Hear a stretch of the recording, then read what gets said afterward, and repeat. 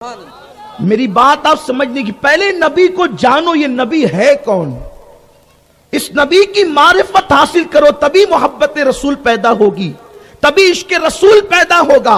حضور کیا ہیں، حضور کی شان کیا ہے، حضور کو کبھی آپ نے جانا؟ آپ تو یہی سمجھ رہے ہیں کہ وہ بازار میں گھومتے ہیں، ہماری طرح انسان ہے، وہ کھانے سے پہلے نمک چکھتے ہیں، ہماری طرح انسان ہے۔ لیکن آئیے میں آپ کے سامنے ایک حدیث پاک کی تشریح پیش کروں تاکہ پتہ چلے حضور ہے کون۔ پہلے ان کو جانو وہ کون ہے، ان کو جانو گے تو مانو گے نا۔ عشق رسول یوں ہی تھوڑی دل میں پیدا ہوگا، ہر ایک کا عشق دل میں پیدا تھوڑی ہوتا ہے۔ عشق پیدا ہونے کے لیے کچھ چیزیں ہوتی ہے، حسن، علم، طاقت، اخلاق، یہ چیزیں ہوتی ہے، تب کہیں جا کر کسی کے لیے عشق پیدا ہوتا ہے۔ ان سب چیزوں کی تشریح نہیں ہو سکتی، لیکن آؤ اپنے نبی کو جانو، اپنے نبی کیسے ہیں۔ وہ حدیث پاک، حضور علیہ السلام اعلان نبوت سے پہلے غار حرا میں بیٹھا کرتے تھے، اللہ کی عبادت کرتے ہوئے۔ لوگ لات و حبل کو پوچھتے تھے، حضور اللہ کی عبادت کے لیے حرا میں بیٹھتے تھے۔ ایک دن جبریل آئے۔ یہ جبریل کون ہے؟ جبریل علیہ السلام کو جانتے ہو کون ہے؟ یہ سارے فرشتوں کا سردار ہے۔ جبریل جس کو کہتے ہیں یہ سارے فرشتوں کا سردار ہے۔ اور اس جبریل کی طاقت کتنی ہے، قوت کتنی ہے؟ جبریل جب اپنا ایک پر پھیلاتا ہے تو جبریل کا ایک پر مشرق سے لے کے مغرب تک پوری دنیا کو ڈھانپ لیتا ہے۔ اتنا بڑا جبریل کا ایک پر ہے، اور جبریل کے اس طرح 70,000 پر ہیں۔ جبریل کی پرواز کا عالم یہ ہے کہ جبریل پلک کے جھپکتے سدرہ سے زمین پہ آتے ہیں اور زمین سے سدرہ پہ جاتے ہیں۔ یہ جبریل کی طاقت ہے۔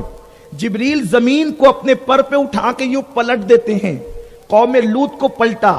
یہ جبریل کی شان ہے۔ کون جبریل؟ فرشتہ۔ جبریل فرشتہ، اور جبریل کا ایک مقتدی ہے جس کا نام ہے اسرائیل، اسی کو کہتے ہیں ملک الموت۔ وہ ہر انسان کے گھر میں آتا ہے، اور جس کو دکھ جاتا ہے پھر دوبارہ انسان کسی کو نہیں دیکھتا، انسان دیکھنے سے ہمیشہ کے لیے محروم ہو جاتا ہے۔ اور اس اسرائیل کی طاقت اتنی ہے کہ وہ ایک انگلی رکھتا ہے تو انسان مر جاتا ہے۔ کون؟ اسرائیل۔ اسرائیل کون؟ جبریل کا مقتدی۔ مقتدی کی یہ طاقت، تو جو مقتدا سید الملائکہ ہو، اس جبریل کی طاقت کا عالم کیا ہوگا؟ اب جبریل پہلی مرتبہ اپنی اصل شکل میں حرا کی وادی میں، حرا کے غار میں قدم رکھتا ہے، اور حضور علیہ السلام پر پہلی آیت لے کر آتا ہے اور کہتا ہے اقرا، پڑھیے۔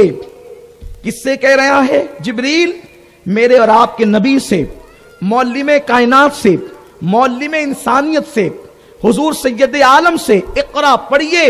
سرکار نے جواب دیا، یہ بخاری شریف کی حدیث ہے، ما انا بقاری، میں نہیں پڑھتا۔ کیا کہا؟ ما انا بقاری، میں نہیں پڑھتا۔ لوگ کہتے ہیں حضور نے کہا مجھے پڑھنا نہیں آتا۔ خدا کی عزت کی قسم، اس کا یہ ترجمہ کبھی نہیں ہو سکتا۔ ما انا بقاری، میں نہیں پڑھتا۔ پھر جبریل نے دوسری بار کہا اقرا، پڑھیے۔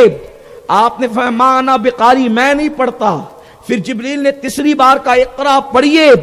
آقا نے فرمایا ما انا بقاری، میں نہیں پڑھتا۔ اب حدیث کے الفاظ اتنے ہیں کہ جبریل نے حضور علیہ السلام کی بغل میں اپنے ہاتھ ڈالے۔ اب آقا علیہ السلام نے جب ہاتھ ڈالے تو حضور کے ہاتھ ہو گئے باہر، حضور کے ہاتھ ہو گئے پیچھے، اور جبریل نے حضور کو بھینچا، یعنی دبایا۔ جبریل نے حضور کو دبایا، اور جب جبریل نے دبایا تو پھر جبریل پیچھے ہٹ گئے۔ کون؟ اسرائیل کا امام سید الملائکہ پیچھے ہٹ گئے۔ پھر دوسری بار دبایا، پھر پیچھے ہٹ گئے، پھر تیسری بار دبایا، پھر پیچھے ہٹ گئے، اور پھر کا اقرا بسم ربک الذی خلق، پڑھیے اپنے رب کے نام سے حضور نے پڑھا۔ اب حضور کو جانیے حضور کیا ہیں۔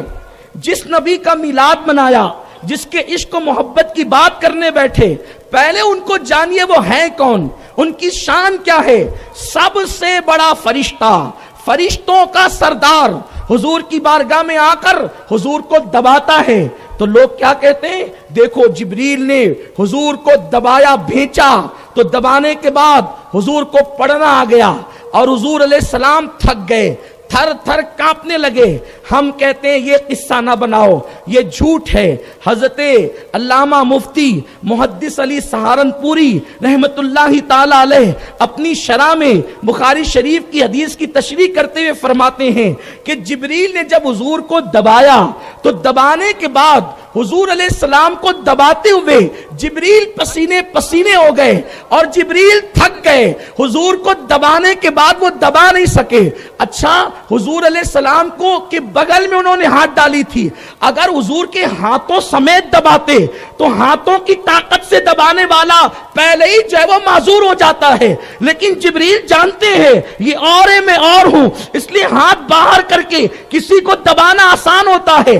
اب اگر کوئی یہ کہتا ہے کہ حضور کو دبایا تو حضور تھک گئے، ارے جو پہلے دبانے میں تھک گیا تو پھر دوسری بار دبانے کی نوبت کیوں آئی، اور دوسری میں تھک گیا تو تیسری بار دبانے کی نوبت کیوں آئی؟ پہلی بار جبریل دبا کر خود تھکے ہیں تو جتنا دبانا چاہتے تھے اتنا دبا نہ سکے، اس لیے جبریل کو پیچھے ہٹنا پڑا، پھر دوسری بار کوشش کی، پھر پیچھے ہٹنا پڑا، تیسری بار کوشش کی، پھر جبریل پیچھے ہٹے۔